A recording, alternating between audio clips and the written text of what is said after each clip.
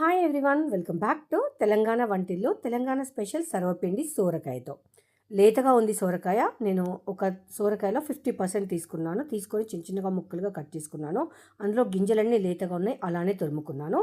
మనకి ఇది పైన చెక్కు ఉంటే గీరుకోవడానికి సపోర్ట్గా ఉంటుంది. చెక్కుతో సహా కట్ చేసుకోండి. చూడండి, ఇలా పీల్ చేసుకోవాలి. ఒక బౌల్లోకి ట్రాన్స్ఫర్ చేసుకొని 2 గ్లాసుల వరిపిండి అప్ టు 1/2 kg అన్నట్టు, 2 స్పూన్ల కారం, పచ్చికారం. నేను ఇందులో ఉప్పు వేసి గ్రైండ్ చేసుకున్నాను. పచ్చికారంలో శనగపప్పు, పెసరపప్పు ఒక 1 అవర్ ముందు నానబెట్టుకున్నాను. చిన్నగా కట్ చేసుకున్న ఉల్లిపాయ, కరివేపాకు చిన్నగా కట్ చేసుకున్నాను, లేతగా ఉంది. కొత్తిమీర, పుదీనా ఇది ఆప్షన్, అల్లం వెల్లుల్లి పేస్ట్, నువ్వులు, పచ్చి నువ్వులు, ధనియాలు మనము కచ్చా పచ్చగా దంచుకుంటే సరిపోతుంది.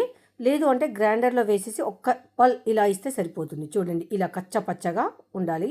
ధనియాలు అన్నిటినీ మొత్తంగా కలుపుకోండి. ఇప్పుడు మనం ఏదైతే సోరకాయ గీరుకున్నామో అదే సరిపోతుంది, ఎక్కువ వాటర్ అసలు లేదు.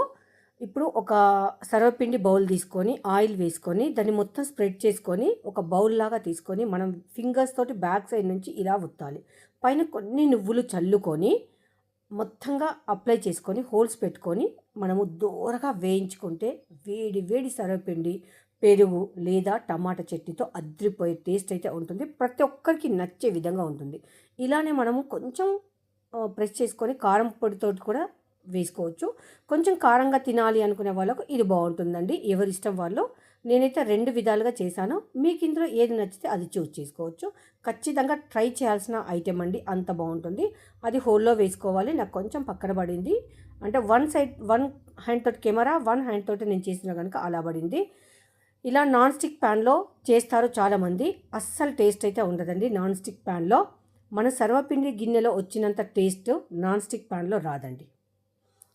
సర్వపిండి పెరుగు లేదంటే కొద్దిమంది టమాటా చట్నీతో కూడా తింటారు. ఎంత దూరగా వేగిపోయిందో చూడండి, క్రిస్పీగా చాలా టేస్టీగా ఉంటుంది. ఒక్క సర్వపిండి తింటే స్టమక్ అయితే ఫుల్గా అయిపోతుంది, అంత బాగుంటుందండి. ఇలా నువ్వులు స్ప్రెడ్ చేశాం కదా, బాగుంది. ఇప్పుడు ఒకటి కారంది, ఒకటి నువ్వులది పెట్టాను. ఇందులో మీకు ఏది నచ్చితే ఎలా కావాలంటే అలా చేసుకోండి. ఈజీ ఉంటుంది, టేస్టీగా ఉంటుంది. అండ్ మనకు వేడిగా ఉన్నప్పుడు తినచ్చు, చల్లగా అయిపోయాక కూడా తినచ్చండి. మా ఇంట్లో అయితే అందరికీ ఇష్టం. సర్వపిండి అంటే మీకు ఎంతమందికి తెలుసు? మీ ఇంట్లో ఎంతమందికి ఇష్టం? మనకు తెలంగాణలో స్పెషల్ అంటే సర్వపిండి అండి.